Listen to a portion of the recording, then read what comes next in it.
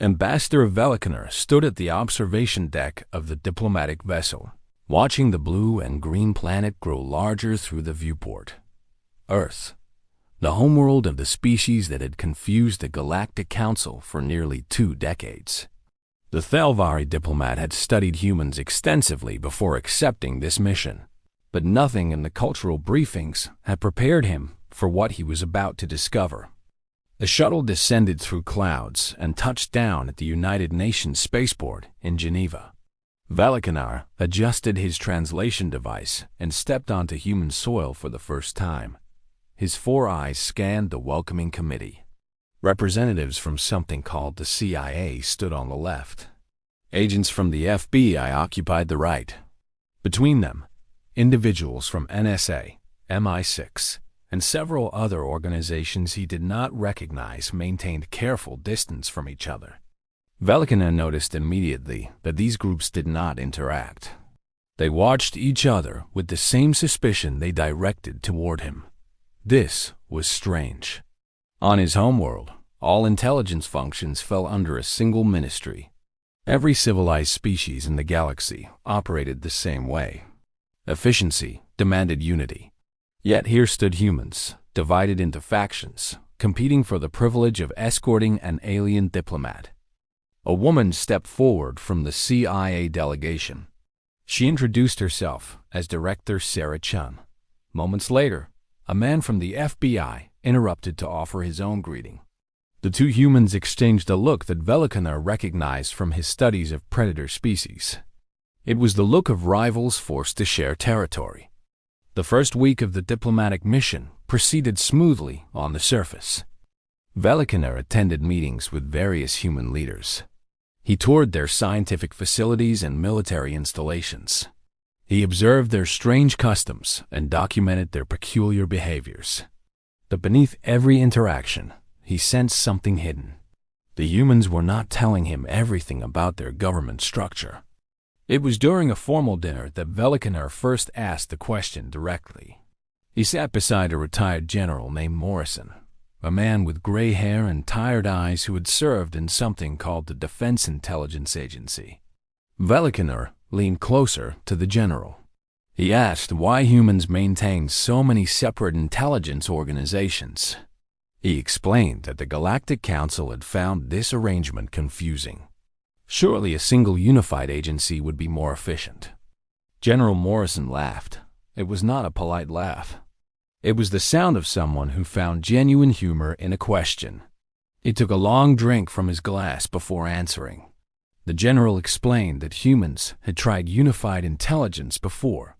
Several times throughout their history, powerful nations had consolidated all spy functions under one roof. The results had been catastrophic. When a single agency controlled all information, it also controlled all truth. And when one group controlled truth, they inevitably began to create their own version of it. Velikaner did not understand.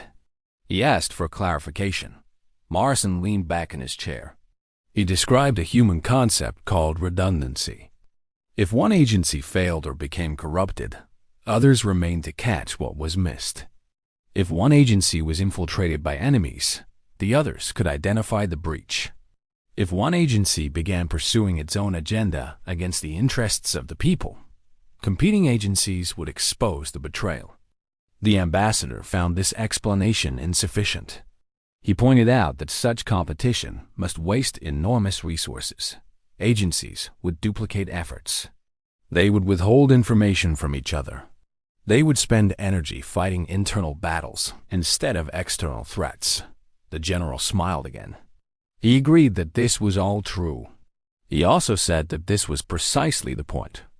Velikaner requested a meeting with the heads of multiple intelligence agencies the following day. His request created immediate chaos among his human hosts. Representatives from 7 different organizations demanded to be included. Each agency insisted that they should lead the briefing. The arguments continued for hours before a compromise was reached. The meeting took place in an underground facility beneath Washington. Velikaner sat at the head of a long table. Around him sat directors and deputies from agencies he was only beginning to understand. The CIA director sat as far as possible from the FBI director. The NSA representative kept checking her device, clearly monitoring communications, even during the meeting. A man from an organization called the NRO refused to identify his agency at all. Velikiner began with a simple question. He asked them to explain, collectively, how their system functioned. The room erupted into argument. Each director had a different explanation. Each believed their agency performed the most critical function. Each accused the others of overstepping boundaries, hoarding information, or pursuing unnecessary operations. Velikiner watched in fascination as these powerful humans bickered like children fighting over toys. After 20 minutes, the ambassador raised his hand for silence. He had observed enough. He now understood that these humans genuinely did not cooperate. This was not a performance for his benefit. They truly competed against each other while supposedly serving the same government. He asked a new question. He wanted to know what happened when their competition caused failures. He had read about events in human history where agencies had possessed fragments of critical information but failed to share them. Disasters had resulted. Innocent people had died. How did they justify maintaining a system that produced such outcomes? The room fell silent. The directors exchanged glances. Finally, the CIA director spoke. Director Chen acknowledged that failures had occurred. She did not minimize or excuse them. She said that humans had a long history of learning lessons the hard way. After major failures, they reformed their systems. They created new channels for sharing information. They established oversight committees. They adjusted the balance between competition and cooperation. But she emphasized that they never eliminated the competition entirely. They always preserved the tension between agencies. Velikiner asked why. Chen explained that humans did not trust themselves. They had studied their own psychology extensively. They knew that any organization, no matter how well-intentioned, would eventually prioritize its own survival over its original mission. Every bureaucracy developed blind spots. Every institution created incentives that distorted behavior. Every concentration of power attracted those who wished to abuse it. The only defense against these inevitable corruptions was competition. When agencies competed, they watched each other. They looked for weaknesses and failures in their rivals. They reported misconduct not out of virtue, but out of rivalry. The system used human nature against itself. Velikiner spent another month on Earth. He visited intelligence facilities in multiple nations. He discovered that the phenomenon was not limited to the United States. Every major human government maintained competing agencies. Russia had the FSB and SVR, locked in eternal rivalry. China balanced civilian and military intelligence services. Even smaller nations divided their spy functions among multiple organizations. The ambassador began to see patterns. Humans had designed their governments to contain conflict, not eliminate it. Their legislative bodies featured opposing parties that checked each other's power. Their courts balanced multiple branches of government. Their media organizations competed for audiences by exposing failures and secrets. Everywhere Velikiner looked, he found humans fighting other humans within systems designed to make that fighting productive. He filed his preliminary report to the Galactic Council. The response was immediate confusion. The Council's analysts could not understand how such a species had achieved interstellar travel. Their government structure appeared inefficient to the point of dysfunction. Resources were wasted on internal competition. Decisions were delayed by endless debate. Information was hoarded by factions pursuing individual agendas. The Council requested that Velikiner explain how humans accomplished anything at all. The ambassador thought carefully before responding. He had come to understand something about humans that the Council's cultural analysts had missed. The competition was not a bug in the human system, it was the system itself. He explained that humans had evolved as tribal creatures, the deep instincts for in-group loyalty and out-group suspicion. These instincts could not be eliminated through education or social engineering. They were written into the human genome.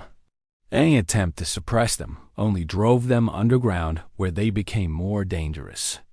Human civilization had learned to channel these instincts productively. By creating official channels for competition, they prevented the formation of secret factions. By allowing agencies to pursue their own agendas within limits, they attracted ambitious individuals who might otherwise have sought power through revolution. By maintaining multiple centers of power, they prevented any single group from controlling all information. The result was a species that appeared chaotic from the outside, but remained remarkably stable over long periods. Human governments that eliminated internal competition collapsed quickly. Those that embraced controlled conflict endured for centuries. Velikanar had one final meeting before leaving Earth. He sat alone with Director Chun in a small office at CI headquarters. He asked her a question that had bothered him since arriving. He wanted to know if humans genuinely believed their system was superior, or if they simply lacked the discipline to create a unified structure. Chun considered the question seriously. She admitted that many humans wondered the same thing.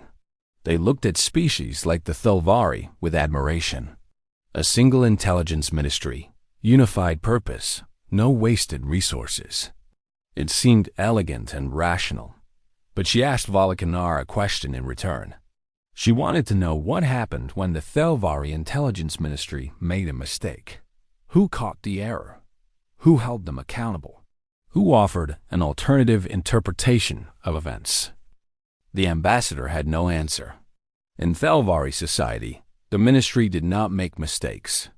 Or rather, when mistakes were made, they were not acknowledged as such.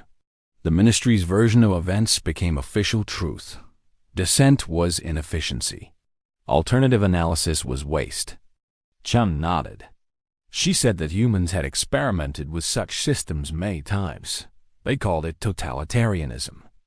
It always ended badly. The systems appeared efficient until they suddenly collapsed. Without internal competition, errors accumulated until they became catastrophic. Without rival interpretations, blind spots grew until they consumed entire nations. Humans had learned that efficiency was not the highest value. Resilience mattered more.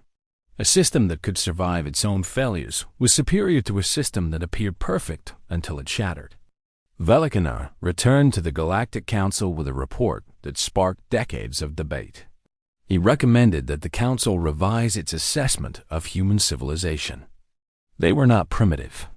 They were not inefficient. They had simply made different choices based on different assumptions about the nature of intelligence and power. The humans assumed that all organizations would become corrupt. They assumed that all information would be manipulated. They assumed that all individuals would pursue self-interest. And rather than fighting these assumptions, they had built a civilization that worked with them. The competing intelligence agencies were not a weakness.